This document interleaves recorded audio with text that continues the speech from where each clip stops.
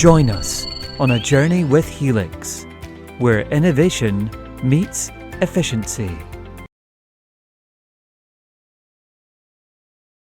Hi, good afternoon, everybody. We're just going to wait a few more seconds just to allow everybody to join the webinar, and then we'll get right started.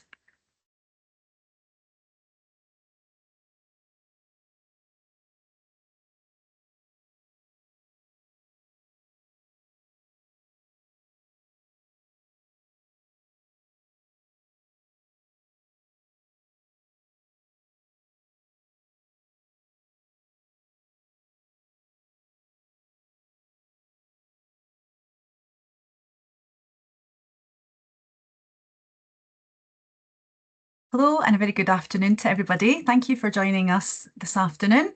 And we're delighted to have you here for our Helix webinar, which is called Space at Scale, Flight Software for Diverse and Evolving Constellations.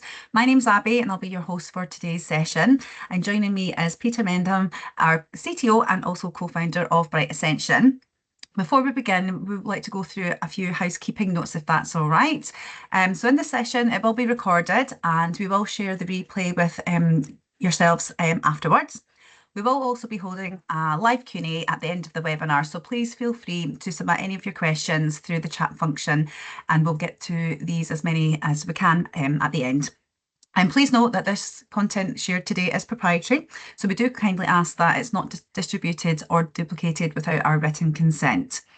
So just a little bit about today's webinar. Peter will cover the challenge of developing flightware software at scale for high volume and evolving satellite programs, key challenges facing modern flight software development, what is suitable for reuse across missions and constellations, and an introduction to Helix technology and the principles behind the platform. That will also lead into our flight kit demo, which will be live, and that will then showcase our core workflows, including TT and C interactions, component implementation, mission configuration, and mission build processes. What I'll do, I'll also pass you over to Peter, and he will then talk you through it all. Thank you, Peter. Super, thank you very much, Abby. Hi everyone, great that you could join us. Yes, Abby says, so FlightKit, which I'll be talking to you more about today, is a very capable piece of software. It's a very capable development environment for flight software. And there are loads of different aspects to it, lots of ways in which it can be helpful. And I'm really just focusing on one of those today, which is to talk about how it applies to things at scale. So particularly working with multiple satellites in a mission. And that means really taking you through some of the key principles, because the only way that FlightKit is able to address the real challenges around building large constellations and developing software at scale is by starting out in the right way. And developing the technology, which is the Helix core technology, in the right way to do all of this.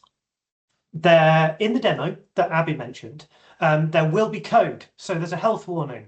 It's only short, so don't worry, don't panic. So if you're here mainly for the overview, then it will take you through. You can just let it wash over you. I'm sure some of it will go in, and we'll take you through all of the code bits, and then wrap up with a bit more context about where it all fits. The code is really mostly in C, and so hopefully those of you who are developers will be able to follow along. It is actually based on one of the core tutorials that's shipped with FlightKit, and so if you want to refer to it, the whole tutorial is actually available in the knowledge base on our website. So just to give you a bit of background, we're Bright Ascension. If you don't know us already, we're a space software company. We're based in Scotland. We've actually been going quite a while. I founded the business in 2011, and we were involved fairly early on in a CubeSat mission, which was funded by UK Space Agency. It was their first CubeSat mission, launched in 2014, and we were involved in all of the software for that. And what came out of that was a springboard into a load of other work that we've done since, and spinning out all of our core technology into a set of products, some of which I'll tell you about today. They've been applied across a really wide range of missions, all sorts of applications, with about 60 odd spacecraft in orbit now that have used our software. So as I mentioned, the real focus today is about the specific challenges of applying software and to the development of spacecraft at scale. I won't be getting so much into the operational implications of that. But if anybody wants to kind of ask questions on that, then please do. What I hope to show you is that the way that we propose developing software makes it a lot more operable. So it means that when you come to have to operate all of those satellites, where you're starting from is a really powerful position for working with large numbers of satellites. So I think as you will almost certainly be familiar, the growth in satellite applications and satellite launch means that most applications these days are really comprised of multiple satellites, often operating in a constellation, and there needs to be a fair amount of coordination across those. I think I don't know anyone who's been in the luxury of flying a whole constellation of identical satellites. I think it probably doesn't exist. And so it's either because the development of satellites is ongoing, and so the satellites that you launch 6 months in are different to the ones you launched initially, or it's simply about divergence once in orbit. So replacing flight software in orbit is certainly a key part of the missions that we've supported and that we've worked with our customers on. And so that leads to not just a large scale constellation or system to manage, but also one that's really quite heterogeneous. There's a lot of difference between all of the different satellites that we're working with. So that gives us really quite a number of different challenges from a software perspective. And I hope that you'll recognize all of these from your own experience. Typically, software needs to be available in some form as soon as possible. So often very, very early on in the development process, ideally before you have hardware, before you have flat sats, definitely before you have payloads, because the payload development might be ongoing. So the availability of something to be able to start working from very early in development is a key pain point, I think, for all the teams we've worked with. Starting from that pain point, the software then needs to be highly adaptable to change across that development process, and we need that development process to be really well managed. But then that needs to continue after launch as well. And all of this needs to work at scale. So it doesn't just need to work with one satellite, but with a lot of others. And that whole development process needs to be as quick as possible. And so we need to take advantage of anything that we can in order to shorten time to launch and shorten development time for any updates we might want to make. But this is without sacrificing capability, the kind of features and functionality that we might want from software, which obviously leads to quite a lot of complexity, but it still needs to be operable. And I think that's something that we frequently see folk losing sight of.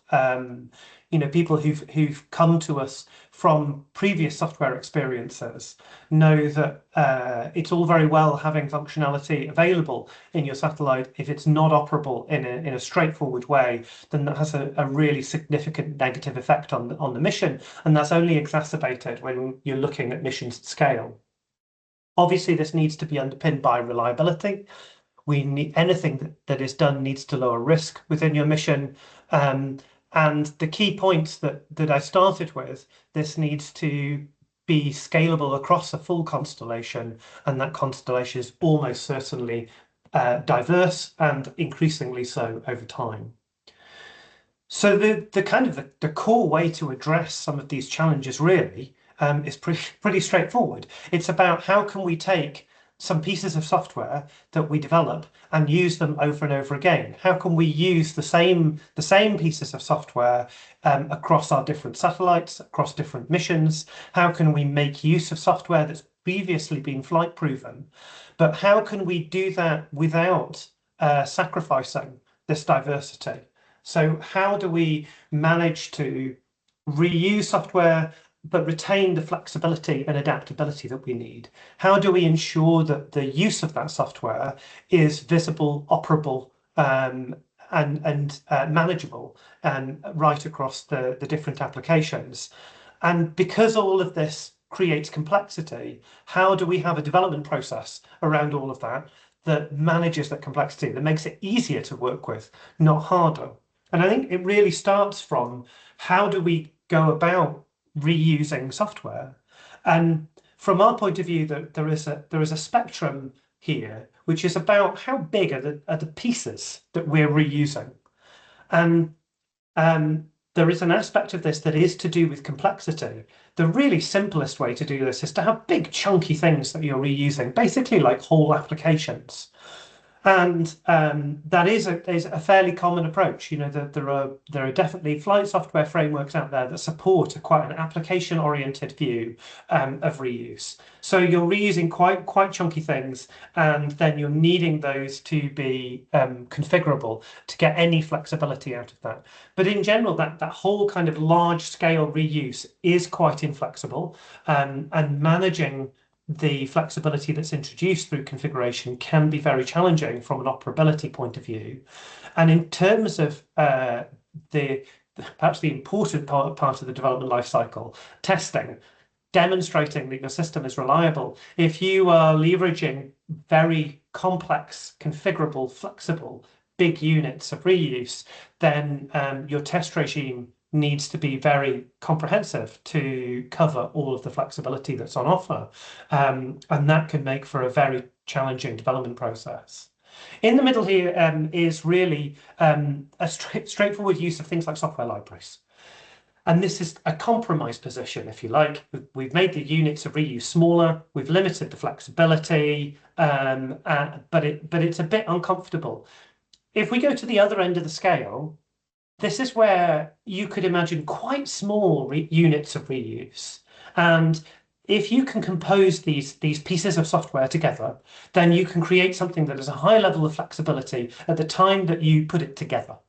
So that's not runtime flexibility, that's build time flexibility. And that once it's built, that means that you can, your test regime then is fairly straightforward, but you still get the benefit of flight heritage on each of those small units of reuse.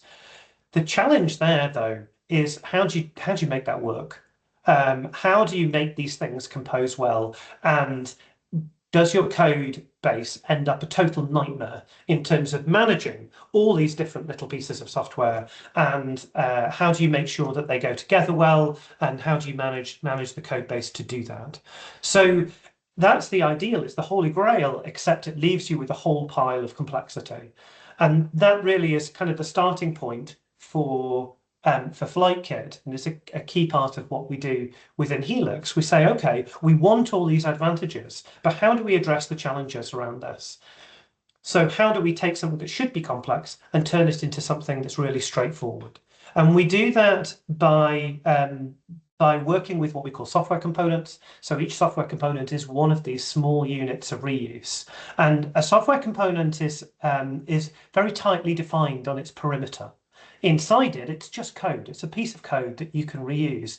But the outside of it is really well defined. And it says in a very strict way what this component provides to the rest of the system. But it also says, what does this component need in order to work? So in the software components as we have them, these don't use things like global APIs or things that you can't see. All they use is the things that they've asked to be provided with. And that means that there is kind of two important roles in working with all of the software. There's the developer who is creating the components, and then there is the developer who's putting them together to create a system. And we go to great lengths to try and make sure that those two roles are quite separate, and that we give as much flexibility as possible to that latter role, to the one who takes the components that are sitting there in a library and puts them together into something that suits the mission needs. So these interfaces between the components, we structure those around what we call services. And a service is basically a contract. So it's a contract to say what you will provide, or it's a contract to say what you need in order to work for that component type. And the connections between those, when those components get composed into a system, those connections can be made and can be rigid at development time, and so that's fixed, or they can be made at runtime, and that gives a huge amount of flexibility. But obviously that flexibility comes with an assurance cost of showing that it is going to work under all circumstances. So it allows you as a developer to make that trade-off for your particular mission and to help manage that complexity as you put those together. So these services describe the interactions at the points of requiring and providing what you need from that component, and they're defined at quite a high semantic level. So they're defined at the level of interactions. They don't say anything about how they are represented. So they don't say anything about bits and bytes. They just say what this does and how you should use it. But it doesn't say, it has a set of arguments with data types and so on, but it doesn't necessarily say how they are represented or how they should be moved around the system. So that means that services are quite abstract, and it means that you can make a decision as to how you want a service to be communicated separately from the definition of that service itself. So we can take one of these services. So I'll take an example. We have services to represent access to telemetry parameters. And within a piece of software, it's very simple. One component can ask to access a telemetry parameter, another one can provide access to a telemetry parameter. In terms of access to that from, say, ground, from ground's perspective, it's just asking for a telemetry parameter. How that gets represented on the wire is a separate decision. And actually, the whole communication stack and the way that high-level service is mapped onto bits and bytes on the space link is actually built out of components. And so, for example, if you're familiar with the ECSS PUS protocol, there are PUS services for handling parameters, and we can map that abstract service onto a concrete protocol. We could also map it onto other concrete protocols. For example, GomSpace's parameter system, we can map the same abstract service onto that underlying system. And that mapping can be done on a per mission basis. You could change your mind through a mission. You can have some of the satellites doing it one way, some of them doing it another. And from the point of view of the components, it does not matter because it's just a mapping of that abstract service. So it helps us keep everything really clean, and it helps you as developers have real control over how you want things to be implemented on a per mission basis, simply by composing the right components together to get the functionality you need. So it's already quite a lot. We've got components, we've got all these services and things like that. How do we bring it together, and how do we capture all of the information about how the system is put together? And that's what we call a model. And so this model, all this strict information about what a service is and which services are provided and required by a component and all of those sorts of things, they are all captured in a machine readable form along with documentation. So along with human readable documentation, all in one place. Concretely in the development kit, so in Flight Kit, they're actually in little XML files. So that they're not as scary as they sound, and I'll show you some. And it puts everything in one place so that you can see it. And then in another place, in what we call a deployment, which is the place where you put these components together, it allows you to then decide how they're connected together, and you can then decide how they're configured and things like that. The model is incredibly powerful. And so it doesn't just capture things at this small level, it also captures things in the large. And as you bring different elements of the model that are together, that have come from different developments, say from flight software, from ground software, we can bring those models together and we build up an understanding of the whole space system. And not only that, it's not just a snapshot, but we maintain that model over time.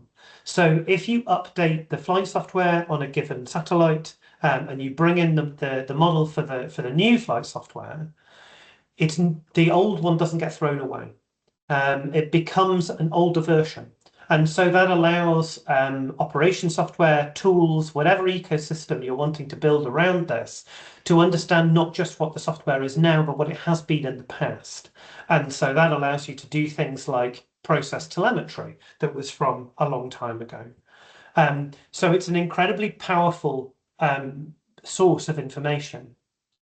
So these three aspects of the Helix technology are really critical to everything that it can do, not just in themselves, but the ways that they interact with each other and the way that they fit together. So this model captures a single source of truth, and it allows all of the tools and applications and everything that's within the Helix ecosystem and anything that you might build to actually have an understanding of what your space system is, and then to make use of that in practice. The components are the units of reuse. They're these nice small units of reuse that you can compose in lots of different ways, configure in different ways, and get a huge amount of flexibility whilst using flight heritage. And the services are the contracts that allow everything to be glued together. And they also function as a statement of capability. So putting all of that together, we get the benefits of reusing components. We get well-defined interfaces, which makes the system really composable. And the model then allows tooling to take away the complexity. It allows the tools to help you focus on writing code that's functional, that has the value in your system, and the tools can generate the code that glues stuff together. And so that is what we use the tools for in the case of FlightKit.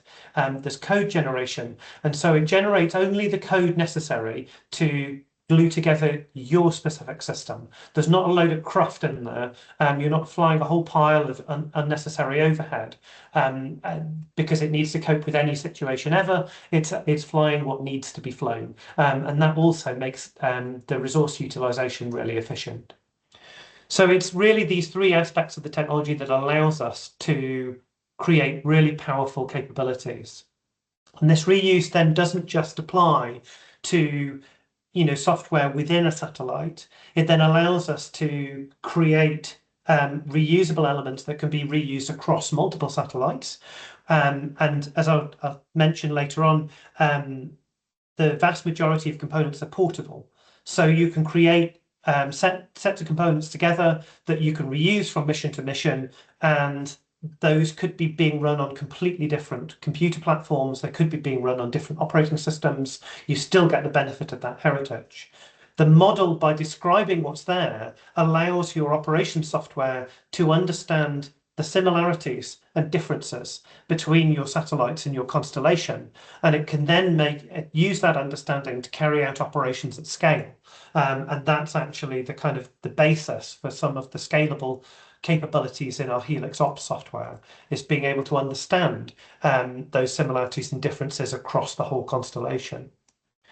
So really, to kind of go back to the pain points, which was where we started from, the component base is the starting point, and it allows you to put together some flight software to get something working using components that we've provided that are sitting there in the libraries, and you can do that incredibly quickly.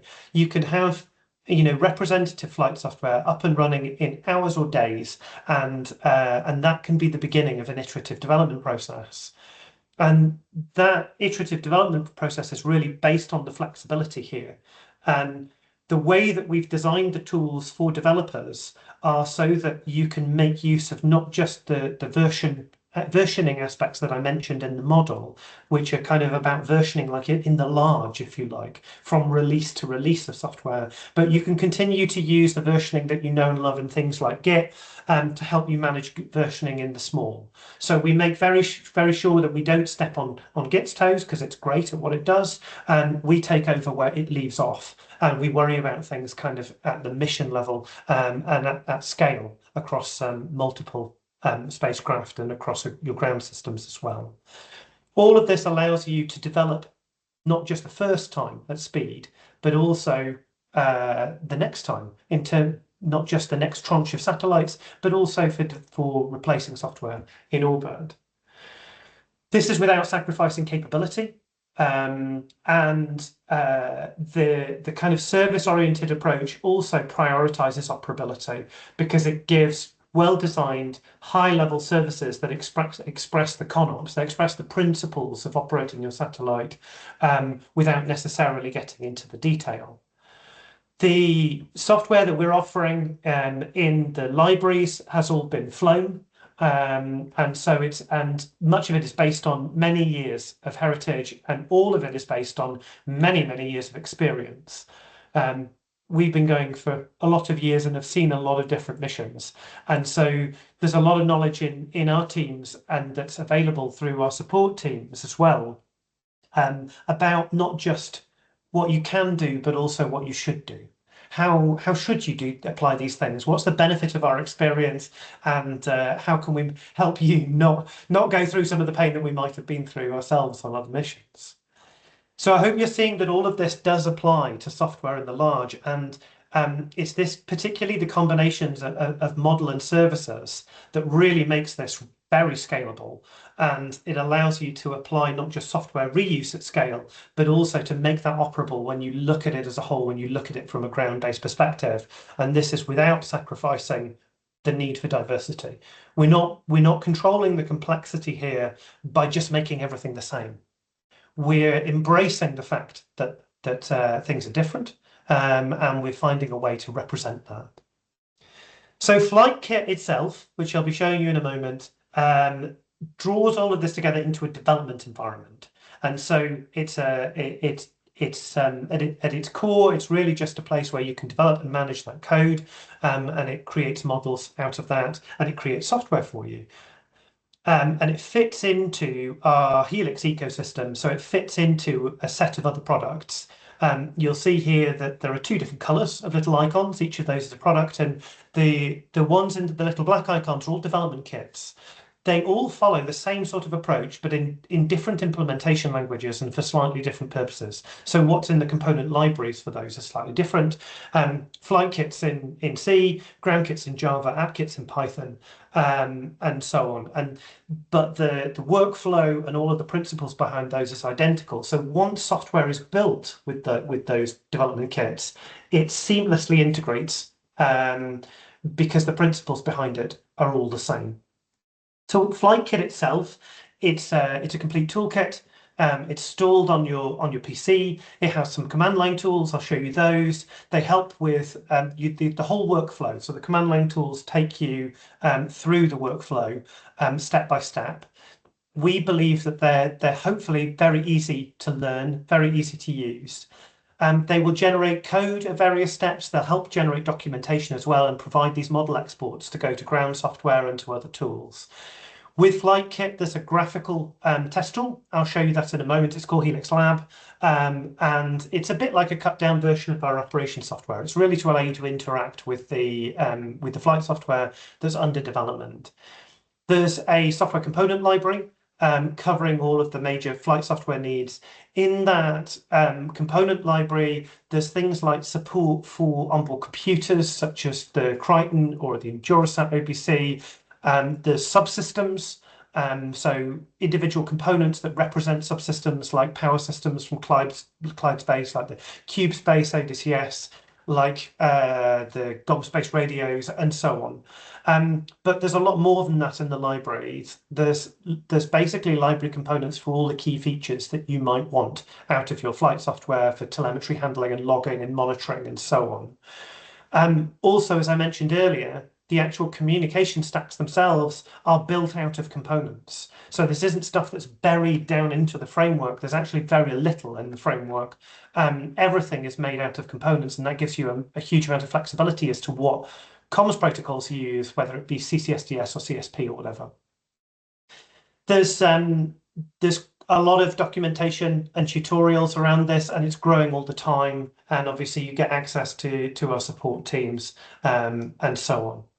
So I'm going to take you through the kind of key steps of Flight Kit.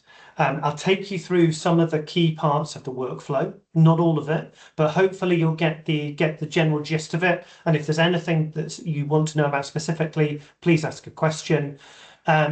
And we'll see some of the model artifacts in this process that help us manage this kind of scalability. And hopefully you might be able to tell where it's kind of steering clear of version control systems.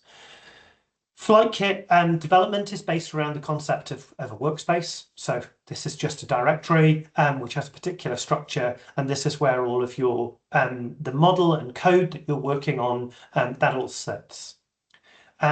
the workspace that you're working on contains kind of two main things. That contains a library, and that has things like component types in it, deployment types. So that's a specification for how things are composed together.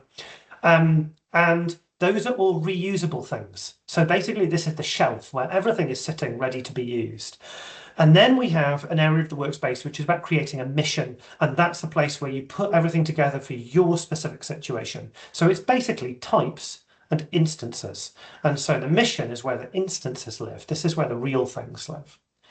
But if you're just creating types, you can take your workspace and you can wrap it up as what we call a bundle, and then you can give it to somebody else.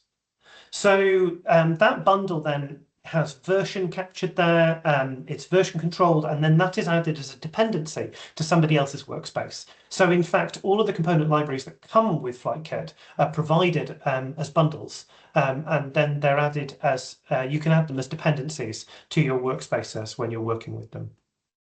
I'm going to take you through a quick trip of the main points of the FlightKit workflow. I'll start by showing you a running deployment. I have a Raspberry Pi sitting on a desk over there. And why a Raspberry Pi? Just because it's pretty easy to work with. It's something that everyone can get access to relatively easily. It's an embedded system of sorts, but importantly, it allows us to plug some things into it that are sort of representative of what hardware we might want to talk to. The thing I have plugged into it is I have an I2C light sensor plugged into it. It's a super simple one. You can buy them yourselves online, not from us. You buy them from numerous places. And in this case, we've specifically chosen things that are available without the need to use a soldering iron. So you can get these things and just wire them together. So what we'll do is I will take you through essentially the development of a component to access this light sensor. And I'm going to be drawing out like what a component type is, how we use it, and how we connect components together using services. And hopefully you'll be able to see all of those things. Right. Okay. So what you can see here, this is Helix Lab. I've already loaded a mission database into it, so that's a model export basically. I've got a console to my Raspberry Pi, and I'm just going to run my deployment on the Raspberry Pi, and I'm going to connect to it. So that's now connected to it, and what we can do is we can go and see how the basic elements of the model that we can interact with. In this case, we can explore what's in the model. So this is showing that I have a light sensor demo deployment running there. There's very little in here at the moment. There's a group of components that have got com stack in them. So you see it's got, for example, CCSDS space packets in there, which is what I'm using. So this is actually connected, I should have said, over a TCP link. So you see that there's also a TCP server in there. So that's basically functioning just like a space link. What's going over that TCP connection is pretty much exactly what you would put over a space link if you're using CCSDS space packets. I have one other component in there. It's a version component. And then these are things that it is providing through services. So there's a set of parameters here, and there's what we call an action, which is like a command. So if I have a look at this, you can see that as I've clicked on that, there's some documentation coming up here. I mean, it's not very exciting documentation. It just tells us that this is the version number. But this documentation has come from the model. So this was specified as part of the development process. It's actually specified with the component type. And so every time you use that component, that documentation gets pulled in. And so it effectively comes in for free. Sometimes it's very short documentation, but sometimes it's quite exciting. And it has a lot of information, and it's including for operators. So I can get the value of that parameter. So what's happened there? That's effectively sent a telecommand to the system across the TCP link to the Pi. It's then that has sent a telemetry packet back, which has that value in it. It's unpacked it and it's displayed it, and it knows how to do that because it understands the communications protocols that are being used. But from Lab's point of view, it's basically just using what we call the parameter access service. So it's saying parameter access service, can I get this parameter, please? and then it goes away and does all of that com stuff and brings it back again. And the kind of this front end element of lab really doesn't care what protocols are being used because those are completely separate to it. Okay, so what I'm going to do now is, I'm just going to disconnect from the Pi. I'm going to kill the flight software on there, and we're going to go VS Code. So this is where it gets codey. So down the left-hand side here, we're just looking at the workspace overall. The main things in here, as I promised you, are the library, and the missions. And so we've just got one mission in here. This mission is called Hardware Interaction 1, which is the name of the tutorial, incidentally. And this is the light sensor part of it, which is the bit we're looking at here.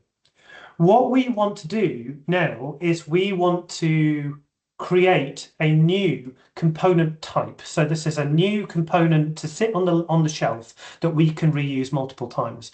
So I'm going to use the command line tools to do this. So HFK for Helix Flight Kit, and then component type, and then the action I'm going to take is to create one of those, and there's extensive help for all of these in there, as well as the tutorials. I'm going to give it a name. It's a subsystem, so I'll say that it is and subsystem dot, and then it's a BH1750 FVI. That's like the device type. So that's what I'm going to call it. That's the name of the light sensor chip is on that light sensor. So that command basically creates something new in the library. And at this stage, all it creates is an XML file. And this is where we define basically the snippet of the model that is to do with this component type. So I'm going to add some documentation into the top. You can see we've got a description tag, and that description is a one-liner. It's just, this is what this does. And then there's often some more extensive documentation. In this case, we're just saying where you can find the data sheet for it. So that's the human readable documentation. Now, what I want to do is to make the telemetry available. I'm going to do that by defining a parameter. I'm going to add a parameters section in here, and I'm going to add a single parameter. And I'm just going to call it light because that's what it measures. And in this case, it's a read-only parameter. I'm going to add a tiny bit of documentation, just a one-liner to say that the light level in lux, because I think it is, as far as I remember. If it's in lumens, then I'm sorry. And then I need to give it a data type. And in this case, I'm going to keep it simple. It's going to be an integer. It's going to be 16-bit integer. And it is, in this case, it's going to be unsigned. So that is the snippet of the model that defines our component type. I could add more documentation in here, and we can add a lot more complexity. The one thing, so we've said what this thing provides, but the one thing we haven't said is what it requires. So we need to tell it that we need squared C bus to talk, because we're not going to get it for free. So I need access to the service that is used for the abstract service that's used for modeling I squared C. And so I'm going to require access to a service. And the service in this case is the MAS service, which is the memory access service, which is an abstract service to represent anything that has read-write semantics. So I'm just going to call that bus, that access point, and I'm going to give it a quick description so that other developers can understand what this is about. The I squared C bus, this component uses to access the sensor. Okay, so now we have a fully defined component type in terms of its perimeter. We're saying what it provides, and we've also said what it needs in order to work. So what I can do now is generate the starting point code for this. So I'm going to generate the component type. And the main thing that this will give us is it will give us a C file, which is what we're going to, so that's that one there.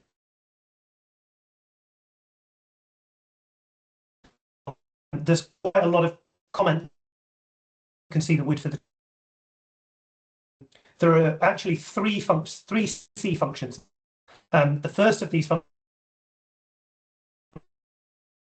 object oriented, and it just does a little bit of setup. The second of these is like a disruptor, so it's the finalization function. It needs to be able to shut down. This is what gets called. And then finally, there's this, and this is the most fun one, because this is the parameter accessor for getting the light level. So this is the thing that we need to provide an implementation for. My clipboard, let me type it. So just to take you through this, there's just a couple of bits in here that you might find interesting. This is where we're performing a write onto the I2C, and you'll note that we're calling a function that's very important, and that's because it's the service that we required. So it's like our very own private API. So we write to the I2C bus, we do a wait, and then we read from the I2C bus. That gives us the telemetry value. We do a little conversion on it, so we unpack it, and we use a utility function to convert the endianness, bit of maths on it, and then we return it. So because we're using a utility function there, I'm just going to include the header for that up here. So hash include util and job done. Right, component type, all done. What we need to do now is put that into our deployment. This is a model snippet that defines the actual deployment. So this is taking component types, those things from off the shelf, and instantiating them in this context. And so you'll see, for example, that it's got the space packet component in there that we saw when we were looking at things in lab. Right, I'll clear some space here so that you can see what's going on. And I'm going to add a new component type in here, and this is the access to the I2C bus. So I'm going to use the Linux driver for I2C access. So almost all components are platform independent, but some components, specifically for accessing interfaces on a given onboard computer, are then platform specific, and so that's an example of a platform specific one. So that gives us the I2C bus. Now we can bring in our light sensor. So we just created this. It's subsystem.bh1750vi, and we're going to call the instance of that very cryptically light sensor. So super. But if you remember, that required access to the I2C bus, so we need to connect that up. So we're going to add a connection, and it's a service connection, and we're going to connect it to that BSC component that we've just created. BSC, incidentally, I just called it that because it's the Broadcom serial controller in the case of the Raspberry Pi. It provides that memory access service, that interface to the I2C, and on that end of things, it calls things data. And on our component, the one we've just written, if you remember, we called it bus. Done. Okay, marvelous. So our deployment type is now all specified. We've instantiated two new components. We've connected them up. So now what we need to do is regenerate them. So we're going to do a mission, and we're going to generate code. And the mission code, the mission in this case is hardware. It's hardware interaction 1. And so we can generate the mission code on that. And in the mission code is actually where we need to do a quick bit of configuration of the I2C controller to tell it where what I2C address the light sensor is on. So I'm just going to go into basically it's a code does specify configuration information. So we're specifying configuration for the I2C controller, and we're just assigning an I2C address for the light sensor. So we do that, and then finally we can build it. So HFK mission build hardware interaction 1, and that then kicks off the build system. It generates the necessary code. It will build that code, and it will, what I want to do now is I'm just going to then transfer that over to the Pi on it, and in the meantime, I'm going to update the mission database. So one of the things that the build did was that it also exported the model as what we call a mission database for this particular mission. So the output section, and I'm going to grab that mission database there. On the Raspberry Pi, I'm just going to run the flight software, taking a wee while, and then that should allow me to reconnect to the flight software super duper, and let's go to the commanding section. So if we go back to our model and have a little poke around, you'll see that we don't just have the communication stack and the version component. You can now see that here's the serial controller we added, and here's the light sensor. If we have a look in the light sensor, you'll see that it's got this light parameter that we added. And if you click on that, you'll see the documentation that we added coming up there. And if we actually have a go at that, we can get the light level coming back from the hardware itself. And if I turn a light on over there by shoving something with my foot, then we can try getting that again, and look, the number's gone up. And that is about embedded software gets. So that shows that the whole process has all worked, and we've created a component that's completely reusable. We could then add that to numerous spacecraft for creating software across our entire mission. So I'm going to take you back to where we left off. So kind of what I've shown you is some very basic interactions with the flight software. I've tried to talk you through the service aspect of that. There is, we talked through some of the components and the way that those provide parameters, and we've shown that in the case of the light sensor. We've shown you creating a component type, bit of C code in there. We've added that to a deployment, so I've showed you instantiating that. And so that same instantiation process can be done at scale. You can take those units of reuse and apply them right across your mission. And we've done a kind of per mission configuration of that as well, which shows how we can specialize it. So these same concepts are used right across the Helix suite. And I think you can I've already mentioned, and I'm sure you can already tell how the really critical parts of the underlying technology get used right across all of this. So particularly the relationships between the development kits and some of the applications like Helix Ops, which is our operations software.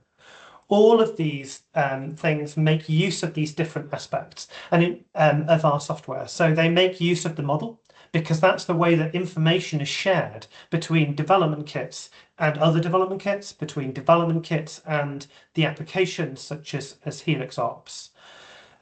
Services are the way that things talk to each other.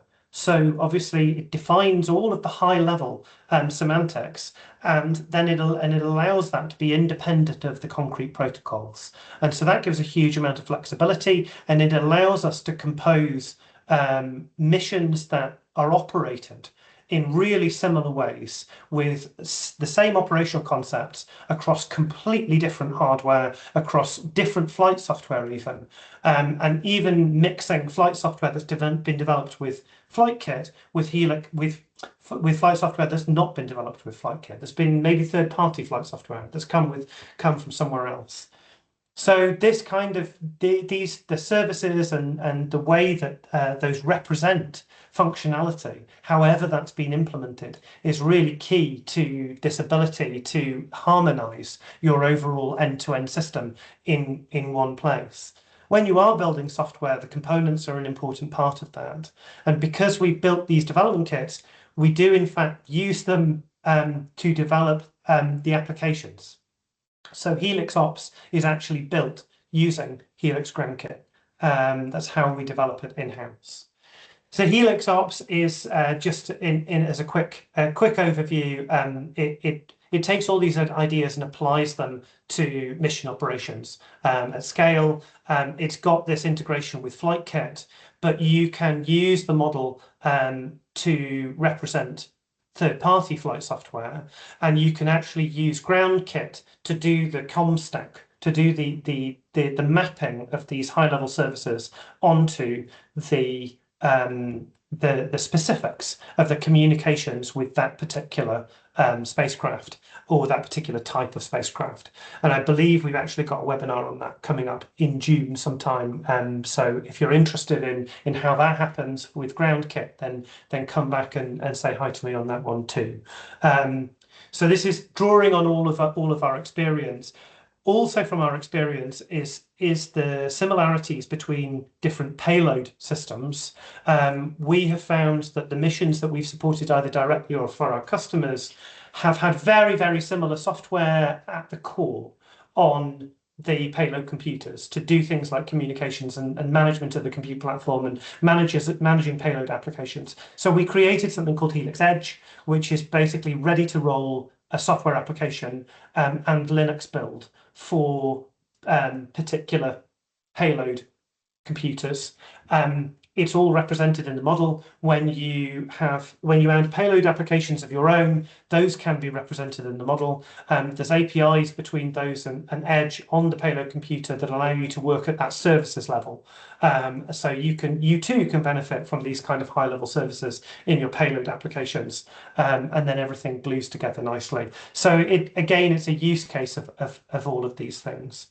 So that really hopefully shows you how the different bits of Helix fit together, how all that kind of core technology, the abstract ideas of models and components and services, they all come together in a really powerful way. And yet, hopefully, it should be quite straightforward, because at the end of the day, you're just writing a bit of C code. So how hard can it be? What we're doing is taking the complexity of that away and allowing you to make the most value out of the code that you create, to make it scalable, and to give you all of those benefits that I went through in the beginning, from time to first flight, right through to adaptability and scalability. Thank you very much, if you're still here, and I'd love to answer any questions that anyone has. If you don't have time now, or if you want to go away and have a think about this, please do come back to us by email if you have anything else. Oh, got a live question. Yeah, I don't know, Abby, how does this work? Are you able to do audio for this? There won't be, no, not in our settings. I have put in the chat if anybody wants to pop their questions in, we'll be able to get them answered. So if you are able to use the chat function, that would be great, and I'll say that over to Peter. Oh, yeah, they're just replying just now. Thank you. That's super. Okay, while we're waiting, there is another one that is on the Q&A here, Peter. What happens if a piece of hardware I'm using is not on your supported hardware list? Yeah, I mean, this is guaranteed to happen. However big our hardware support is, people will always show up with new bits of hardware. So for subsystems, it's really easy because they're pretty much like what I've just taken you through today. It's really easy to add support for subsystems. You create a component. All subsystem components are platform independent. So that does mean we quite frequently will interface with a subsystem on the bench to, say, a Raspberry Pi, and we'll develop the component there, and it will use an abstract service to access the underlying buses or whatever. And then you can then take that and deploy it onto an onboard computer, perhaps running a real-time operating system like FreeRTOS, and your component will move there unchanged. And so it allows you to add that to your libraries. And if you want to manage that internally, you want to keep a library of all of your subsystems, you can obviously turn that into a bundle, share it with other people in your team, all of that kind of thing. Yeah, that's straightforward. Adding new boards and operating systems is a little bit more involved, but they are artifacts within the libraries in the workspaces that I showed you, so within bundles. And so you can create a board of your own, or an operating system of your own, and then it becomes available just like anything else. Super, thank you. Oh, can you see that cool. question there? I can see the You question. good? Yeah, that's a good So one. I love being Thank asked you. questions. This is great. Thank you very much indeed for asking a question. I think there is a couple of questions in here, if I'm understanding correctly. So I think there's 2 points perhaps that you're raising. One is about how do you manage redundancy in the architecture, and then what's compatibility of Python and then I guess there's the intersection between those is how do redundancy and Python go together. And it's not, I don't think it's necessarily a basic question, so don't worry about that. There are various ways of managing redundancy. We provide quite a lot of different facilities for this. There isn't only one way. We don't restrict you to only one way of managing redundancy. So what we try to do is to ensure that, access to so I'm thinking I'll start with redundancy between pieces of software, say on your satellite. So if you have multiple computers, then yes, you can relatively easily kind of switch the routes that are being used to communicate between those different satellites.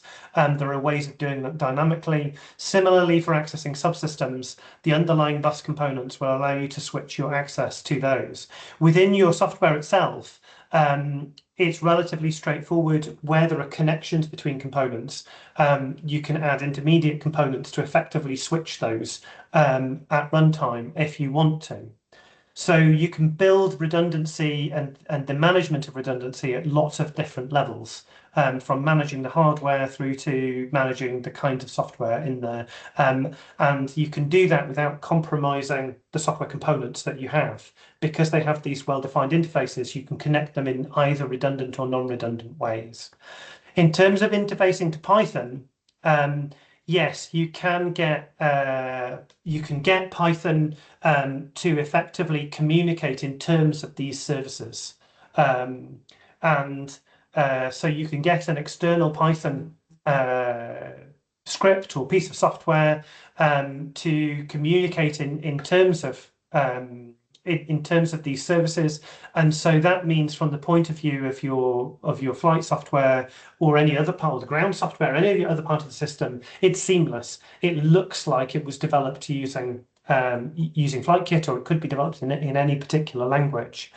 That's at the most capable end of things. And in fact, one of the Helix app kit is a dev kit that's particularly aimed at allowing you to do that. And so that allows Python to be seamlessly part of your system. If you just want to have some Python that talks, that's also very straightforward.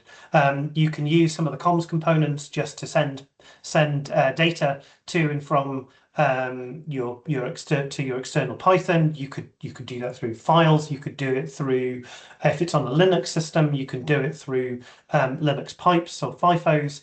You could do it through TCP UDP. You could do it through a messaging system like NNG, and we provide component library support for all of these things, and so that allows you to build these in lots of different ways. I hope that answers the question. There's a lot of flexibility there, I suppose. Thanks, Peter. That's us now coming to time. And he said, thank you very much. Thank you. Perfect. I think it's time to wrap up now. So on behalf of Peter and I, we'd like to thank everybody for attending today. Look out for an email which will give you the replay of this, and we'll hope to see you sometime again soon. Have a wonderful rest of your day. Thank you. Thanks for coming. Cheers. Bye-bye.